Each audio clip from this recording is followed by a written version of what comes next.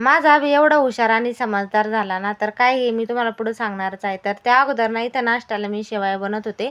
दूध नव्हतं आणि एकदम साधे सिंपल पद्धतीने मी बनवत होते. तर त्यासाठी काय केलं, गॅस पेटवून घेतला, गॅसवर कढई ठेवली, 1 चमचा तेल घातलं आणि त्यामध्ये आहे ना शेवया आपल्याला आहे ना टाकून घेतल्या आणि छान ना त्याला ब्राऊन कलर येऊपर्यंत भाजून घ्यायचा आहे. तर अशा पद्धतीने थोडेसे कलर आले का छान असं भाजून घ्यायचं. भाजल्याच्या नंतर ना लगेच प्लेटमध्ये काढून घ्यायचे आहे आणि त्याच कढईमध्ये ना इथं मी ना 1 चमचा 1 ग्लास ना पाणी घातलेलं आहे. त्या पाणी घातल्याच्यानंतर त्यामध्ये आपल्याला आहे ना अर्धा चमचा आहे ना थोडंसं तेल घालायचं आहे आणि पाण्याला उकळी आली का जे आपण भाजलेल्या शेवया होत्या ना त्यामध्ये घालून घ्यायच्या आहे आणि अगदी 2 ते 4 मिनिटं आहे ना याला छान असं कमी गॅसवर आपल्याला शिजवून घ्यायचं आहे.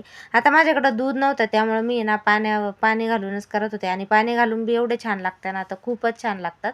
एकदम साधे सिंपल पद्धतीने करत होते आणि 2 ते 3 मिनिटांनी ना छान आपल्या इथं शेवया तयार आहेत. त्यानंतर ना तुम्हाला हवं तर वरतून ना साखर घालून घ्यायची आहे. तर गोड तुम्ही कमी जास्त घालू शकता आणि लगेच इथं छान आपल्या इथं शेवया तयार होत्या आणि मग लगेच ना आम्ही आभीला दिलेल्या खायला आणि तोही खुश झाला. तर आज ना असं झालं, असं आज सॅटर्डे होता, फर्स्ट सॅटर्डे आणि त्याला सुट्टी होती.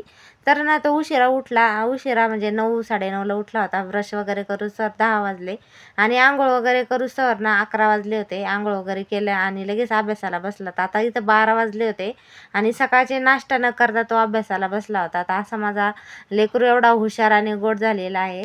तर तुम्हाला आजचा व्हिडिओ कसा वाटला नक्कीच कमेंट करून सांगा. व्हिडिओ आवडल्यास व्हिडिओ लाईक करा, चॅनल सबस्क्राईब